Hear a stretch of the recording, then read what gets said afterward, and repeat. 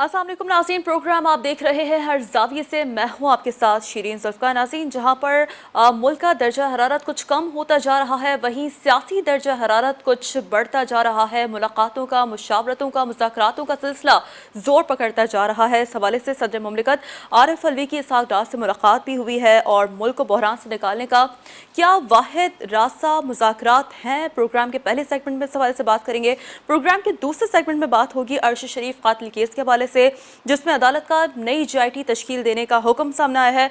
आज़ादाना तहकीकात के हवाले से क्या इंसाफ मिल सकेगा, क्या इंसाफ मिलने की राह कितनी हद तक हमवार होगी, जानेंगे पैनलिस्ट इस हवाले से। और प्रोग्राम के तीसरे और लास्ट सेगमेंट में बात करेंगे कि वफाकी वज़रा की PTI को मुज़ाकरात की पेशकश पर मौलाना के कुछ तहफ़्फ़ुज़ात भी सामने आ रहे हैं, और क्या ये तहफ़्फ़ुज़ात मौलाना फजल रहमान की जानिब से दुरुस्त है या नहीं, और सियासी दरीचे में इस तरह के तहफ़्फ़ुज़ात को किस नज़र से देखा जा सकता है। मौजूद पैनलिस्ट की आरा शामिल करेंगे। हमें ज्वाइन कर चुके हैं हमारे साथ प्रोग्राम में सीनियर तज्ज़ियाकार हैं सजाद मीर साहब। Sir, thanks for joining us. साथ हासिल होगा ज़ैगम खान साहब का। Sir, welcome to the show. और सना मिर्ज़ा साहिबा हमारे साथ मौजूद होंगी। बहुत शुक्रिया सना मिर्ज़ा वक्त देने के लिए प्रोग्राम में। सजाद मीर साहब, सबसे पहले फर्स्ट सेगमेंट पे आना चाहूँगी और आपसे ही जानना चाहूँगी, सदर मुमलिकत की मुलाकात हुई है इसहाक डार से। मुलाकातों का, मुशावरतों का सिलसिला काफ़ी हद तक ज़ोर पकड़ता जा रहा है। कैसे देखते हैं, क्या मुल्क को बहरान से निकालने का वाहिद हल अब सिर्फ मुज़ाकरात हैं? इसमें तो कोई शक नहीं है जी कि सियासत में जब भी कभी बहरान पैदा होता है तो उसका हल मुज़ाकरात ही हुआ करते हैं। बेशक। हत्ता कि जंगों का हल भी मुज़ाकरात से निकला करता है। ये अलग बात है कि ये कहा जाता है कि जंग के बाद मुज़ाकरात तब किए जाते हैं जब आप मजबूत पोजीशन में हो। ये बात, इसमें तो कोई शक नहीं है, लेकिन ये मुज़ाकरात के बगैर चारा नहीं है। हमारे यहाँ मसला ये पैदा हो गया है कि मुज़ाकरात का अमल हमेशा हमेशा के लिए टूट चुका था। ऐसे लगता था कि कभी हो ही नहीं सकते, क्योंकि इमरान खान ने असेंबलियों से इस्तीफा तो बाद पे दिया। जब असेंबलियां बनी तो उसके सेशन में उसने अपोजिशन से बात करने से इनकार कर दिया। वो हाथ नहीं मिलाते थे। सिक्योरिटी की मीटिंग होती थी तो आर्मी चीफ आके ब्रीफ करते थे और दूसरे कमरे में बैठे सुनते रहते थे, अपने ऑनलाइन जिस तरह भी सुन सकते हैं वो। तो ये सारी जो सूरत हाल थी, उनका जो एटीट्यूड था, मैं ये नहीं कहता कि अनडेमोक्रेटिक था, लेकिन ये ज़रूर कहता हूँ कि एक सियासी अमल को चलने के रास्ते में सबसे बड़ी रुकावट थी। अब इस वक्त अगर कहा जाए कि हुकूमत के साथ तो लोग नहीं हैं या कैसे भी हैं, लेकिन वो कहते हैं कि हम आईनी और कानूनी तौर पर यहाँ आए हैं, और ये भी बात दुरुस्त है, ये भी बात गलत नहीं है।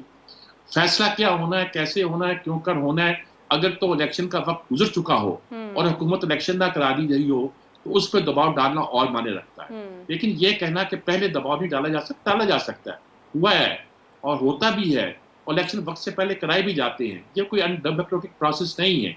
लेकिन इस मुल्क के इस वक्त जो हालात हैं, हमारी मईशत है, हमारी सलामती के मसाइल हैं, हमारे इंटरनल कुछ और इश्यूज हैं, इलेक्शन कराने में जो एक मसला पैदा करते हैं, ऐसी सूरत में बजाय इसके कि हम अपना रूठ के बैठे रहें, ये सियासतदानों का काम नहीं होता रूठ के बैठ जाना।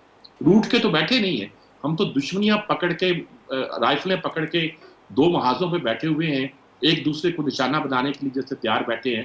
तो ऐसी सूरत में अगर, और पहली बार ये हुआ है कि साहबदार मिले हैं आरिफ अलवी से, तो कहा गया है कि मुआशी मसाइल के अलावा इलेक्शन और सूबाई असम्बलियों के तहलील किए जाने के बारे में भी गुफ्तगू हुई है। पहले कभी इसका इजहार नहीं किया गया था, इस बार पहली बार इसका इजहार किया गया है। और एक दो स्टोरीज भी ऐसी आई हैं जिनसे लगता है कि कुछ ना कुछ जो है वो बात चल रही है, और मेरे ख्याल में यही एक हल है। अगर इसके अलावा आप ये चाहते हैं कि कोई मुक़्तदर क़ुव्वतें, जिसे कहा जाता है, या साफ लफ्ज़ों में कि फ़ौज मदाखलत करके आपको इलेक्शन पहले ले दे या कुछ आपके मसले तय कराए, तो मेरे ख्याल में ये कोई ज़्यादा डेमोक्रेटिक, ज़्यादा क्या, ये डेमोक्रेटिक तरीका है ही नहीं। हमें अब इस से निकल आना चाहिए। ठीक। ज़ैगम खान साहब, आपकी जानिब आना चाहूँगी। वैसे तो यादें माजी अजाब है अरब, लेकिन फिर भी यही खान साहब कुछ ये बात करते थे कि इनसे बात भी क्या हो सकती है। अब इस तनाज़ुर में आप कैसे देखते हैं, समझते हैं कि ये मुज़ाकरात किस हद तक मुफीद साबित हो सकते हैं? जी ज़ैगम खान साहब। जी, मैं माफ़ी चाहता हूँ, मुझे आवाज़ नहीं आ रही थी, अभी आ रही है। जी। देखिए, पाकिस्तान जो है वो बहरानों की ज़द में है। एक तरफ हमारे माशी बहरान हैं, दूसरी तरफ हमारे सियासी बहरान हैं, और तीसरा बहरान जो सर उठा रहा है वो दहशतगर्दी का अफरियत है और दहशतगर्दी का बहरान है। अगर हम माशी बहरान को देखें तो हुकूमत ने सख्त फैसले किए, उसकी सियासी कीमत चुकाई। अब बात यहाँ पे आन पहुँची है कि हुकूमत मज़ीद सख्त इक़दामात करने से घबरा रही है। उसका नतीजा ये निकल रहा है कि IMF के साथ जो हमारे मुज़ाकरात हैं, जो अगली किस्त आनी है वो मुअख्खर हो रही है, और जो 9th रिव्यू है वो आगे को जा रहा है, जिसकी वजह से पाकिस्तान की मार्केट पे फ़र्क पड़ रहा है, स्टॉक मार्केट पे फ़र्क पड़ रहा है। पाकिस्तान बैनुल अक़वामी इदारों से कर्ज़े लेने के काबिल नहीं है, दूसरे मुल्क पाकिस्तान को उस वक्त पैसे नहीं दे रहे, और इशू ये है कि हुकूमत वो सियासी कीमत देने को तैयार नहीं जो देनी चाहिए। तो मसला फिर सियासी है। हुकूमत ट्रेडर्स को टैक्स करने को तैयार नहीं है, रियल एस्टेट को टैक्स करने को तैयार नहीं है। अब ऐसे में या तो ये है कि ये सब लोग मिल बैठकर मईशत के बारे में फ़ैसले करें, या फिर इलेक्शन हो और नई हुकूमत इस सब चीज़ का बोझ उठाए। लेकिन बात सिर्फ यहाँ तक नहीं रुकनी, बात यह है कि उसके साथ ये भी तय करना है कि पाकिस्तान की अशराफिया ने इस मुल्क को कैसे चलाना है। पाकिस्तान की इस्टेब्लिशमेंट और सियासतदानों के दरमियान में किस तरह के ताल्लुकात होंगे और क्या उनकी हदूद व क़यूद होंगी, और सियासतदानों में आपस के ताल्लुकात कैसे होंगे। ये वो सवालात थे जिन पर 60 साल के बहस व तकरार के बाद चार्टर ऑफ डेमोक्रेसी में बहुत सी चीज़ें तय हुई, जिसकी वजह से बहुत सारा फासला तय हुआ, जिसकी वजह से 18वीं तरमीम आई और पाकिस्तान की जो विफाक के बहुत बड़े सुलगते मसाइल थे वो हल हुए। पाकिस्तान की सियासी पार्टियों ने ये तय किया कि वो कलीदी ओहदे जिन पर अपॉइंटमेंट हुकूमत करती है और अपोजिशन कभी उनको नहीं मानती और झगड़े बनते हैं, उनको मिलकर तय करने का, मिलकर डिसाइड करने का फार्मूला निकाला जाए, और वो फार्मूले 18वीं तरमीम के ज़रिए निकाले गए। लेकिन अब मसला ये था कि उस वक्त जो एक छोटी पार्टी थी और इस वक्त पाकिस्तान की बहुत बड़ी पार्टी बन चुकी है PTI, वो उस चार्टर का हिस्सा नहीं थी, उसने उसे तस्लीम नहीं किया, उसने उसे मुकाव करार दिया। अब वो बात पीछे रह गई।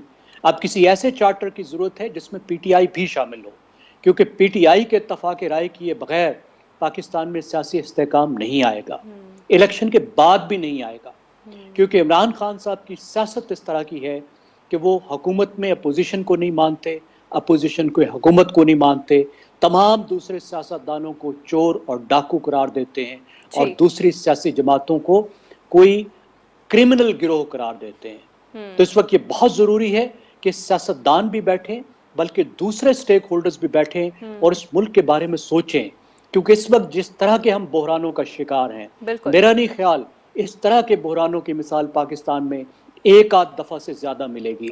शायद 1971 का बहरान पाकिस्तान में इस तरह की एक मिसाल हो, लेकिन ये बहुत बड़ा एक मुआशी बहरान है और इसको मिलकर तय किए बगैर आगे नहीं बढ़ा जा सकता।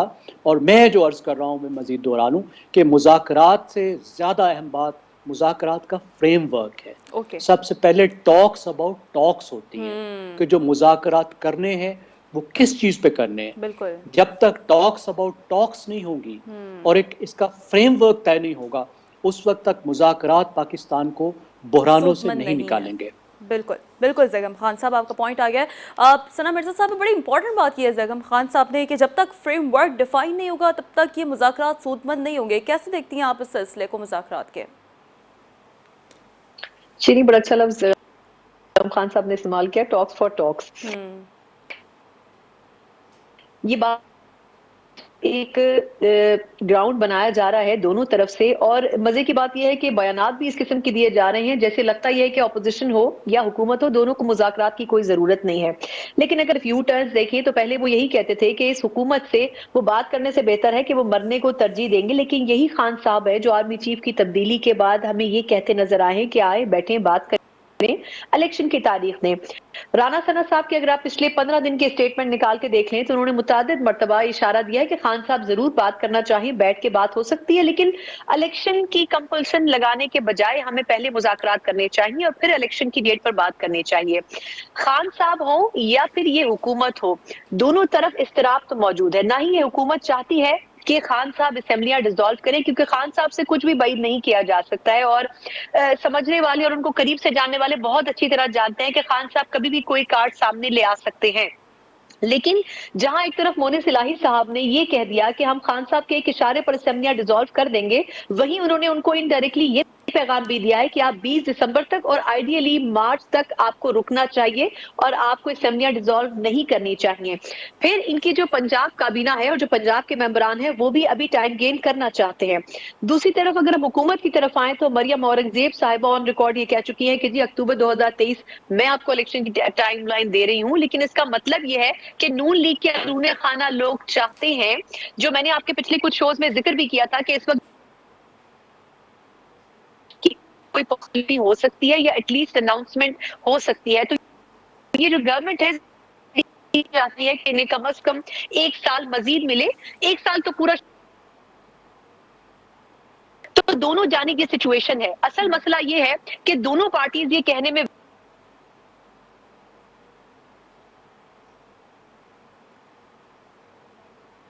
لائن چاہیے۔ اصل مسئلہ اس میں یہ نہیں ہے، اصل ایشو یہ ہے کہ ان کو ٹیبل اسٹیبلشمنٹ کی آئی ہے، وہ اس میں سب سے امپورٹنٹ رول پلے کر سکتی ہے۔ اور اگر پچھلے چند روز کے آپ سٹیٹمنٹس سنیں اور اسلام آباد میں آپ لوگوں سے بات کریں جو کہ مختلف حلقوں میں ہوتے ہیں، تو ان میں سے میجورٹی کی رائے یہ ہے کہ یہ ساری جو جھاگ ہے ان لوگوں کو فائنلی ٹیبل پر آنا پڑے گا اور بات چیت کرنی پڑے گی، اور اس کے بعد یقیناً کوئی سلوشن نکلے گا۔ لیکن نون لیگ کی پرائیورٹی یہ ہے کہ وہ پی ڈی ایم کی تمام جماعتوں کو ساتھ لے کر چلے۔ اس میں جو سب سے امپورٹنٹ چیز ہے وہ یہ ہے کہ جو پی ڈی ایم کی باقی جماعتیں ہیں وہ دیکھنے والا ہو سکتا ہے۔ پیپلز پارٹی کو تو ٹاسک پہلے ہی دے دیا گیا ہے کہ پنجاب میں دیگر معاملات اگر کوئی ورسٹ کیس سینیریو بنتا ہے پی ٹی آئی کی طرف سے تو پھر پنجاب میں کس طریقے سے سسٹم کو بچایا جائے گا، اور اس کے لیے آپ نے دیکھا ہے کہ شجاعت صاحب سے جی مختلف سٹیٹمنٹ دیا کہ جی مجھ سے تو کوئی سیاسی بات نہیں کی گئی ہے، مجھ سے صرف طبیعت کا احوال پوچھا گیا ہے، حالانکہ ایسا نہیں ہے کہ ان سے کیا بات چیت ہوئی ہے۔ یقیناً ان کے سامنے کچھ نہ کچھ رکھا گیا ہے جس میں موٹی بات یہ ہے کہ ان سے کہا گیا ہے کہ سسٹم کو چلنے دیں اور کم از کم اسمبلیوں کو ڈیزالو کرنے کی بات نہ کریں۔ اگر آپ کو ایک تھریٹ یہ ہے کہ آپ کو وزیر اعلیٰ شپ چاہیے یا اس میں بڑا ہے لیکن اس پر کم از کم بات کی جائے، تو دونوں جانب سے اس وقت باگینی صحیح ہے کہ اپنے جو عزائم ہیں ان کو پورا کیا جا سکتا ہے، بہتر نکلتے ہیں۔ لیکن اس میں جو امپورٹنٹ پوزیشن ہے وہ یقیناً پاکستان پیپلز پارٹی آنے والے دنوں میں پلے کرتی ہوئی آپ کو نظر آئے گی۔ ٹھیک، بہت ضرورت ہے اس وقت مذاکرات کی، لیکن ٹاکس اس وقت ہونا بہت ضروری ہے، اور معاشی مجبوریاں کچھ ایسی ہیں کہ تمام سٹیک ہولڈرز کا مل بیٹھ کر مذاکرات کے عمل کو آگے بڑھانا بڑا ضروری ہے۔ تمام معزز پینلسٹ کی آراء شامل کر چکے ہیں ہم پروگرام میں۔ یہاں وقت ہوا ایک بریک کا، بریک سے واپس آئیں گے تو پروگرام کے دوسرے سیگمنٹ کی جانب بڑھیں گے۔ اسٹے وتھ اس۔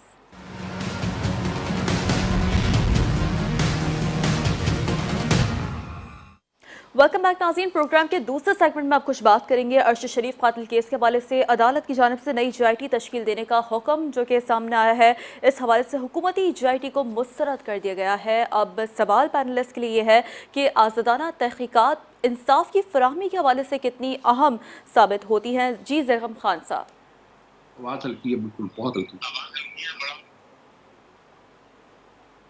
جب وزیر اعظم نے چیف جسٹس آف پاکستان کو خط لکھا تھا تو پھر انہوں نے سو موٹو کس طرح لیا؟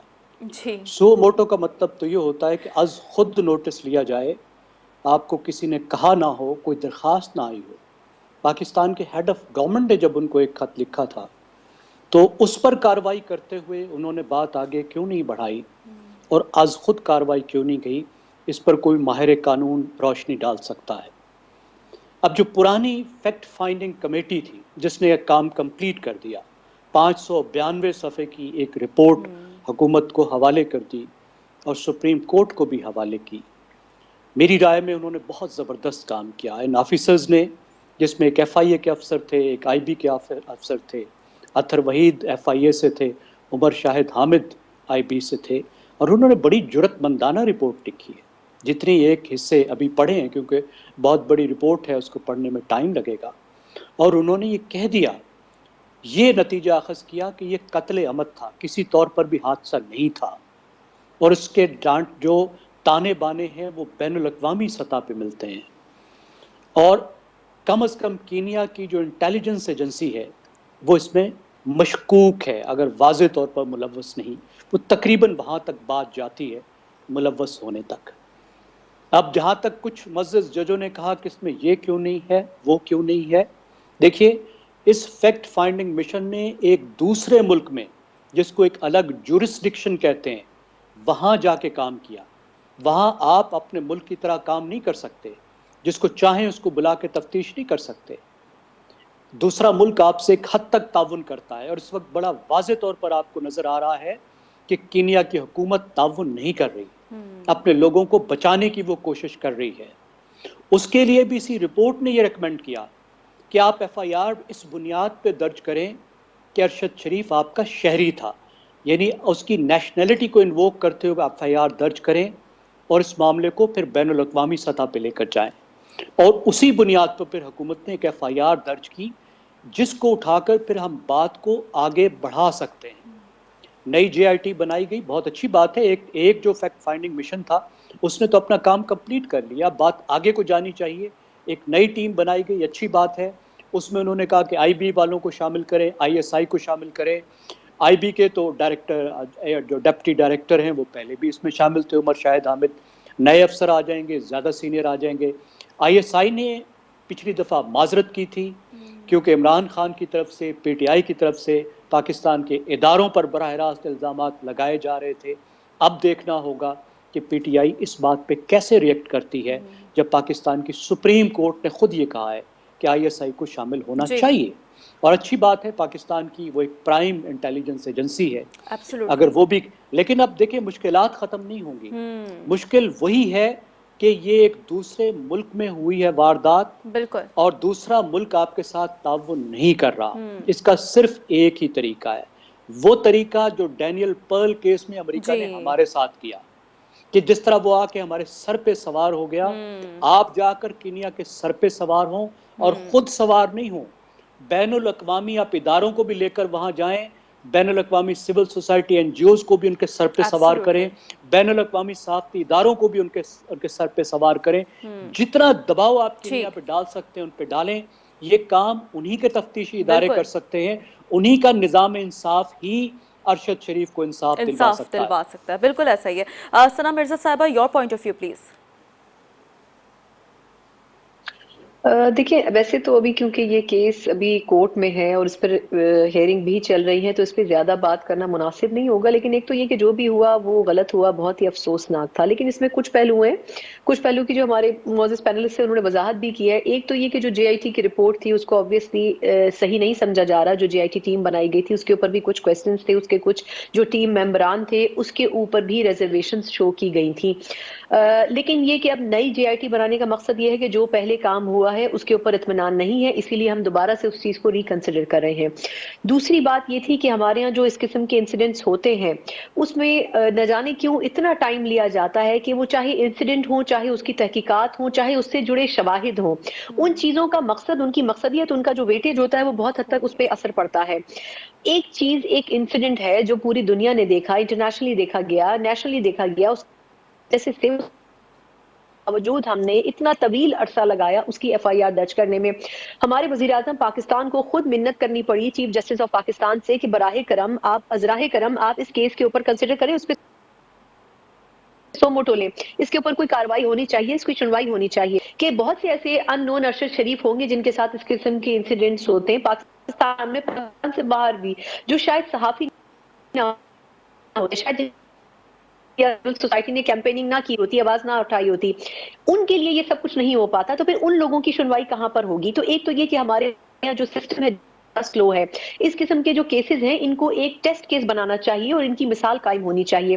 زیغم صاحب نے بالکل درست کہا کہ ہمیں انٹرنیشنلی اتنا پریشر ڈالنا چاہیے کینیا کے اوپر کہ وہ اس بات کو مانے کہ ان سے غلطی ہوئی ہے، نہ صرف تحقیقات میں بلکہ پاکستانی ٹیمز کو پروفز فراہم کرنے میں، اسسٹ کرنے میں۔ لیکن کویسچن یہ بھی جب رپورٹ میں گئی ہے تو انہوں نے اپنے طور پر بھی ایک رپورٹ پیش کی ہے اور انہوں نے اس میں بھی بہت ساری ایسی چیزوں کا جو فائنڈنگز تھی، فیکٹ فائنڈنگ رپورٹ تھی، اس کا حصہ نہ ہو۔ انہوں نے اس میں بڑا ڈیٹیل میں بتایا کہ کس طریقے سے ارشد صاحب کو اسلام آباد سے زبردستی بھیجا گیا، किस तरीके से उनको दुबई से जबरदस्ती भेजा गया और फिर दुबई ने दोबारा उनको वीजा नहीं दिया, तो आखिर कुछ ना कुछ फैक्टर्स थे। और ये फिर मैं वही कहूंगी कि ये भी कोर्ट में इस पे ज्यादा कहना मुनासिब नहीं होगा, लेकिन ये जरूर देखने की जरूरत है कि आया इस किस्म के इंसिडेंट्स पाकिस्तान की बदनामी का बायस बनते हैं, जर्नलिस्टिक पॉइंट ऑफ व्यू से पूरी दुनिया में हमारे लिए ये बड़ी शर्मिंदगी का बायस होते हैं। तो खुदारा हमें कम से कम सरकारी लेवल के ऊपर, जुडिशल सिस्टम के लेवल के ऊपर इन इश्यूज को, इन केसेस को प्रायोरिटी के ऊपर सुनना चाहिए और प्रायोरिटी के ऊपर इनके फैसले करने चाहिए। हमें ऐसी सिचुएशन वज़ीर-ए-आज़म को या इस किस्म के रैंक के किसी सीनियर तरीन ओहदेदार को ये कहना पड़े कि इस केस को काइंडली कंसिडर किया जाए। एब्सोल्युटली इस केस को एक टेस्ट केस बनाना चाहिए। बहुत शुक्रिया सना मिर्जा साहबा, आपने पॉइंट ऑफ व्यू अपना हमारे सामने रखा। सजाद मीर साहब, your point of view please, आप कैसे देखते हैं सर आज़ादाना तहकीकात से इस GIT तश्कील देने के हुक्म के बाद? समझते हैं कुछ इंसाफ की नई राह हमवार हो सकती है, इंसाफ मिल सकता है? असल में ज़ैगब खान साहब ने जो बातें की हैं, मेरे ख्याल में जो मैं कहना चाहता था वो सारी तकरीबन बातें वो कह चुके हैं। ओके। बुनियादी बात तो ये है कि सुओ मोटो कैसे हो गया भाई? हाँ। क्या आप गैलरी से प्रे करना चाहते हैं?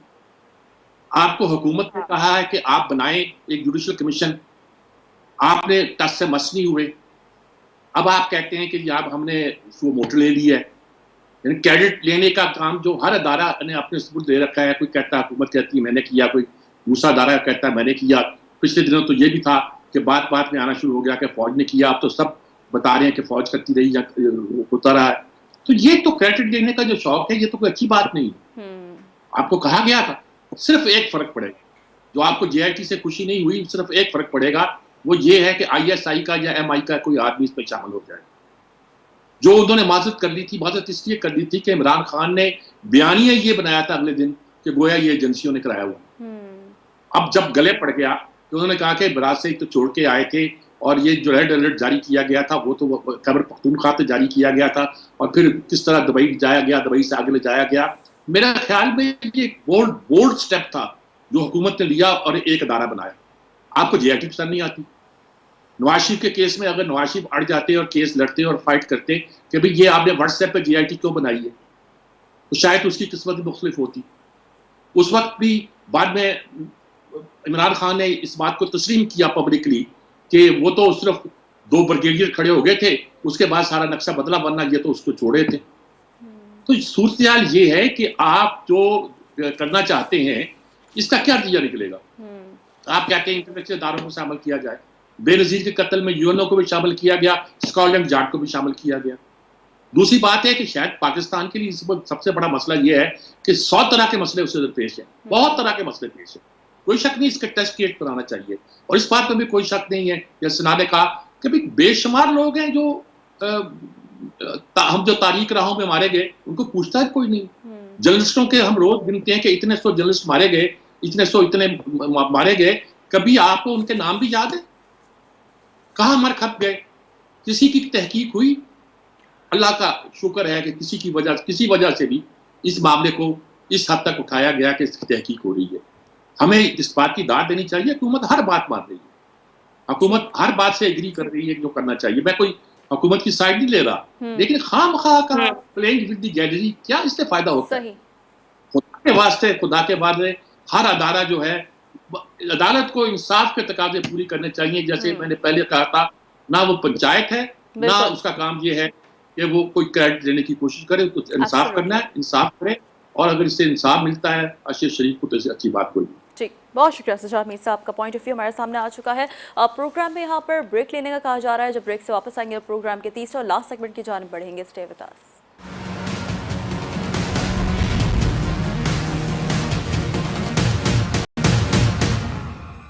वेलकम बैक नाज़रीन। प्रोग्राम के लास्ट सेगमेंट में अब कुछ बात करेंगे वफाकी वज़रा की PTI को मुज़ाकरात की पेशरफ पर मौलाना फजल रहमान के कुछ तहफ़्फ़ुज़ात हैं। क्या ये तहफ़्फ़ुज़ात दुरुस्त हैं या नहीं? सना मिर्ज़ा साहबा आपसे जानेंगे। जिस तरीके से प्रोग्राम के पहले सेगमेंट में भी आपने एग्री किया था, ये टॉक्स बाय टॉक्स होना बड़ा ज़रूरी है। इस हवाले से अगर थोड़ा सा इस सिनारियो में जज किया जाए तो सियासत में इतनी नाराज़गी कुछ अच्छी नहीं होती मौलाना साहब की। शेरी, इस तरह वैसे मुझे तो लगता है कि सियासत में कोई नाराजगी होती ही नहीं है। ये एक गिवन टेक का सिस्टम होता है। हर माहौल से पहले ये सिस्टम जो है वो चेंज होने लगता है। और मैं अगर सच्ची बात कहूँ तो इस वक्त کچھ عرصے میں آپ دیکھیں گی کہ پاکستان تحریک انصاف کے جو درخت کے پتے ہیں وہ جھڑنا شروع ہو جائیں گے، اور لوگ آہستہ آہستہ، کچھ ایسے لوگ بھی ہوں گے جو کہ خان صاحب سے پیچھا چھڑانا بھی چاہتے ہیں اور وہ ان سے، ان کی پارٹی سے علیحدگی بھی اختیار کریں گے. لیکن اس وقت ایک بڑا ٹاسک خان صاحب کے لیے یہ ہوگا کہ وہ کس طریقے سے اپنی ٹیم کو اکٹھا رکھیں اور ایک پریشر بھی بلڈ اپ کر کے رکھیں. لیکن جہاں تک مولانا صاحب کی بات ہے تو مولانا صاحب بحیثیت پی ڈی ایم ممبر کے اور اس کو انیشیٹ کرنے کے اس آئیڈیا کو وہ ضرور ایک بڑا رفٹ اس میں کریٹ کر سکتے ہیں، کیونکہ جو باقی پولیٹیکل پارٹیز ہیں جس میں کہ پاکستان پیپلز پارٹی ہے، اور سب سے بڑا اس میں جو ایلیمنٹ ہے، جو افرمیشن کا ہے کہ جو نون لیگ کی جو انٹینشنز ہیں وہ یہ چاہتے ہیں کہ اس وقت ٹائم گین کیا جائے، اور ٹائم گین کرنے کے لیے ان کے اندر یہ رائے ضرور موجود ہے کہ ہمیں پاکستان تحریک انصاف سے بات چیت کرنی چاہیے، چاہے یہ ٹائم گین کرنے کے لیے ہو یا پھر چاہے الیکشن کے حوالے سے ہو، لیکن ہمیں کسی بھی صورت اس گورنمنٹ کو ختم نہیں ہونے دینا چاہیے، اور نہ ہی پروونشل اسمبلیز کو. یہ الگ بات ہے کہ یہ پریشر بلڈ اپ ضرور کر رہے ہیں، لیکن بیک اینڈ پہ جس طریقے سے آپ نے پروگرام کے شروع میں ساکھ ڈار صاحب کی میٹنگ کی بات کی تھی، تو obviously ساکھ ڈار صاحب کو اس وقت گورنمنٹ استعمال کر رہی ہے نیگوسیشنز کے لیے، کیونکہ عارف الوی صاحب بڑی سینٹ پرسنالٹی ہیں پی ٹی آئی میں، اور وہ بڑی انڈائریکٹلی اور ڈائریکٹلی پچھلے کچھ دنوں میں خان صاحب کو بڑے میسیجز بھی دے رہے ہیں، جو ریڈ لائن کی بڑی آج کل ٹرم چل رہی ہے اسلام آباد میں، تو وہ خان صاحب کو بڑا تنبیہ بھی کر رہے ہیں اور پولیٹیکلی گائیڈ بھی کر رہے ہیں کہ کچھ جو فیصلے پی ٹی آئی کر رہی ہے وہ درست ثابت نہیں ہو سکتے ہیں. خان صاحب کو بھی اس کی سمجھ آئی ہے، اور یقیناً آنے والے دنوں میں آپ بڑا میجر چینج پاکستان تحریک انصاف میں دیکھیں گے، اور وہ نہ صرف ٹیبل ٹاک کی طرف آئیں گے بلکہ وہ کوشش کریں گے کہ کوئی نہ کوئی ڈیٹ لی جائے. اب دیکھنا یہ ہے کہ نون لیگ یعنی کہ یہ گورنمنٹ کس طریقے سے ہینڈل کرتی ہے، کیونکہ جی 2-3 بڑے چیلنجز ہیں جو خان صاحب کے سامنے ہیں، اور اس پہ ان کو تھوڑا سا کمپرومائز بھی کرنا پڑے گا. توشہ خانہ ریفرنس کے حوالے سے الیکشن کمیشن ہے وہ تیار بیٹھا ہے. اس کے علاوہ اگر آپ یہ دیکھیں تو توہین الیکشن کمیشن کے حوالے سے بھی اس وقت کورٹ ان کو یہ کہہ چکی ہے، سپریم کورٹ، کہ آپ کارروائی جاری رکھ سکتے ہیں. تو ایک پریشر بلڈ اپ گورنمنٹ کی طرف سے انڈائریکٹلی اداروں کی توسط سے پی ٹی آئی کے اوپر ضرور کیا جا رہا ہے، لیکن آنے والے دنوں میں پی ٹی آئی اور حکومت ہمیں ٹیبل پہ بیٹھتی ہوئی نظر آ رہی ہے. بھلے مولانا فضل الرحمان صاحب اس کے لیے ولنگ نہ، لیکن باقی پی ڈی ایم اس کے لیے ولنگ ہے. ٹھیک، بہت شکریہ ثنا مرزا صاحبہ. سجاد میر صاحب، سر کیسے دیکھتے ہیں آپ مولانا فضل الرحمان کی اس ناراضگی کو، اور خاص طور پر یہاں پر پی ایم ایل این کے رول کے حوالے سے بھی سر روشنی ڈالے گا، ساتھ ساتھ آپ کے پاس تو ان ڈیپتھ بڑی نیوز بھی ہوتی ہے، تھوڑا سا ہمیں آگاہ بھی کیجیے کہ آگے سیاسی منظرنامہ کیا تبدیل ہوتے ہوئے دیکھ رہے ہیں سر آپ، کیا چیلنجز مزید سامنے آ سکتے ہیں؟ دیکھیں بات سنیں، یہ ساری جو ہے یہ ایک اعصابی جنگ ہے. اس میں اوکے، سب کو معلوم ہے کہ اس کے علاوہ کوئی چارہ کار نہیں ہے کہ مذاکرات کیے جائیں.